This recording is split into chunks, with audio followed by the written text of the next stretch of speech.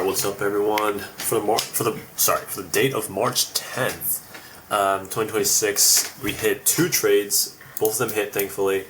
And I want to quickly go over them. So this first trade right here, as you can see, for me, I'm doing volume profile. You'll see that it ripped through. This is the current session volume profile that I put right as I took the trade.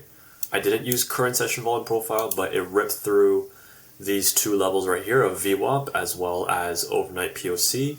Ripped through. I'm waiting for the retrace back here, and I'm taking that long, right? So, because my rules currently, I don't know if it's here right now. There it is. So these are my rules. Pretty simple, nothing too crazy. It's just to kind of keep myself in one lane, right? So I'm only taking trades in direction of the short-term trend, unless it's like an obvious fading day. Like for example, like Asia, in the beginning of Asia yesterday was like super obvious fading day. If I can find it, like right here, there's like super obvious fading day. Like if I could put a volume profile right there, look at how evenly balanced that is. So like that's something I would take, you know, fading days on maybe. But really the main things that I'm looking for are like high confidence in the same direction with the trend type of trades. I did a quick little recording of that. Here it is right here. If you guys don't follow it already, by all means go for it. If this will freaking open. This is the second trade. Let me just refresh this. There we go. So this is the first trade I took. Ideally, we get filled on that actual tap right here, but you know, it is what it is.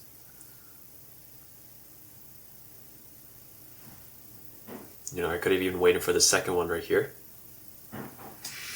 but I don't want this trade to run away from me. And I held, and took profit. Now, to be very transparent, like, especially when it's dipping, like, on that OPOC level, like, obviously I kind of just like, shoot, like, is this shit like invalidated now? Like, am I cooked? But thankfully it hit. So that was the first trade. The second one, very, very similar trade. To be honest, like, this was even stronger because there were more confluences here. So I'm just gonna keep moving this shit, but I'm gonna move the current session here. It broke through 3 levels. So, and now I'm looking back at it. There's a Hive 1 mil here as well, which kind of helps with my trade, but it breaks through overnight value area high. It did reject off of it, but instantly rallied back up. Breaks through that overnight value area high, breaks through current session value area high and VWAP band 1, meaning like we actually like, you know, we like this price area. And so I want to take, you can see like the arrows that I'm drawing on here, right? I want this to break through and then retrace back up and back down, and then I'll long it. And so that's exactly what I did, which you can find in this second video.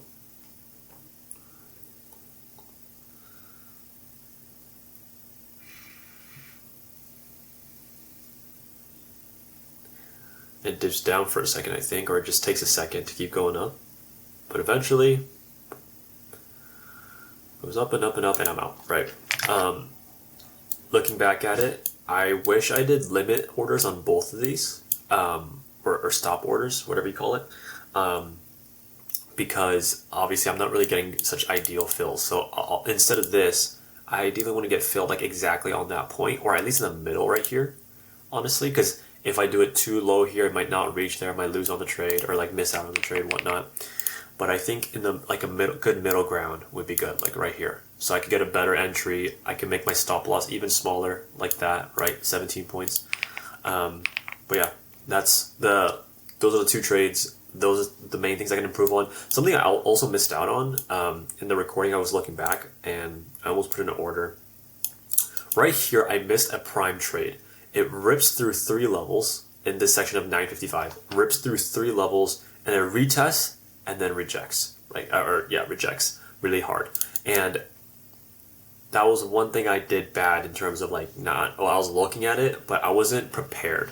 I think next time, especially in the next video, I hope I see myself doing this, which is drawing out what an ideal scenario of this would look like, right? You see I drew these 2 arrows right here, drew these 2 arrows right here.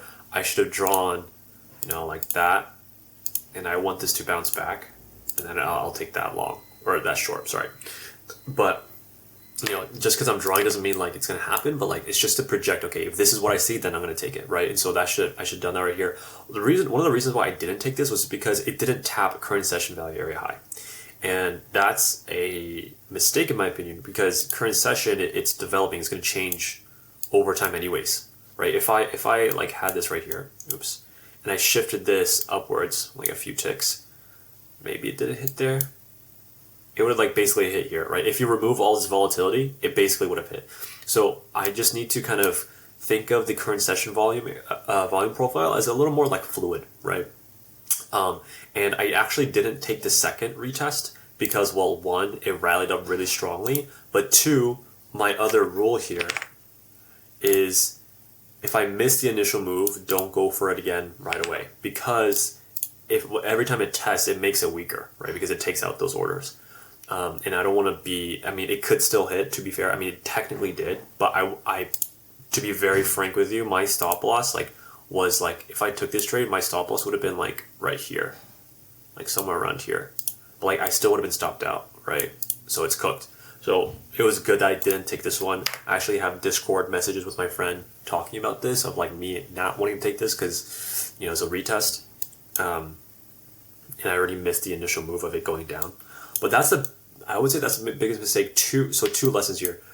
Better entries by doing stop or limit, whatever the fuck it's called, limit orders, and getting better fills, probably ideally in the middle of these. And the other thing is just projecting what I think is ideal so that I can take the trade. Now, what I could also do in the future, I don't know if I'm going to do right now, but what I've been tracking is right here.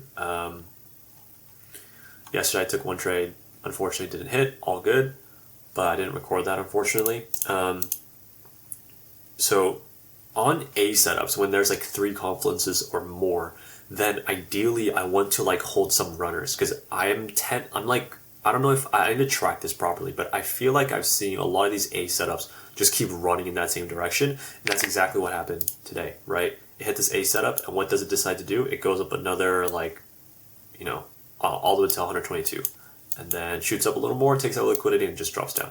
But these type of runners are something that I do want to kind of look into down the line. But obviously, I'm not really focused too much on that because I don't really care too much about making money. I'm focused on just doing it consistently and just reading the charts properly. I did write some stuff.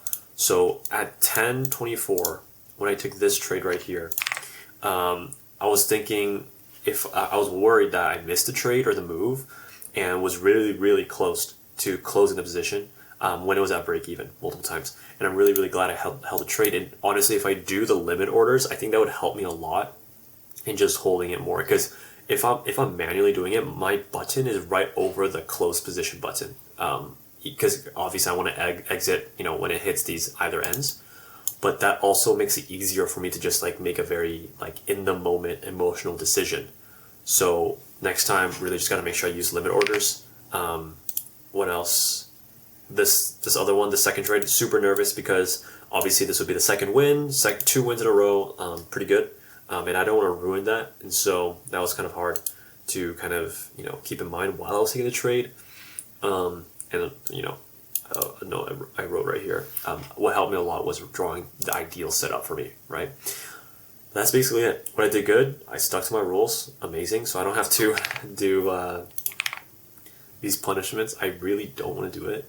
Some of them are actually good for me, which is the 150 push-ups, but I don't want to do it. What I'm going to do next time, though, the things that I'm going to change are I'm going to do limit orders. I'm going to be drawing more, so I can kind of project, okay, what do I want to see for me to take this trade? And then later on I'll do runners with A+ setups or A plus setups. But yeah, that's basically it for March 10th. I did have someone ask a question here. I think it's this one. If the comments will show up. There it is. Live account, I'm on the Lucid 50K account. I used to use TopStep, but they do monthly billing and I'm broke, so I want to do Lucid. And someone else asked why such small size. I don't know if he means by the amount of contracts or the trade itself being really, really small. For me, I just want to hit base hits right now. Just be consistent. It's just a philosophy of just like you just want to take what you can take, and then just that's it. Like for example, like this one from here, I could have technically went for like a 2-to-1 or like 5-to-1 or even like a almost 7R, 6.7R trade. But like I'm not really interested in that because like at the same time it could have gone all the way up, but at the same time it also could have gone all the way down, right? So I want to get these consistent basics first, and then when I'm like actually see with data that I could do this, then I'll start doing runners where, let's say for example right now I'm trading 3 micro contracts, then I'll have one runner go all the way up to like a very ambitious take profit level. But yeah, that's the reason why I'm doing like very small, like much smaller trades. People have issues with that. Like they're like, oh, you could have made all this money, but like I just don't care. Because trading at the end of the day is like, as long as your expected value is positive, you just scale the volume or your position size, and you just make more money. Like you don't have to make more trades. You don't have to make more money per trade. You just put more money in. That's it. So I don't really care about all that stuff. I only care about expected value, which as long as it's positive, it's good for me. So yeah. And just getting out quick is just, for me, like I like seeing more wins, more frequent wins, than way less wins, but just like big wins, if that makes sense. But yeah, this is a personal thing for me, and I'll see you guys tomorrow.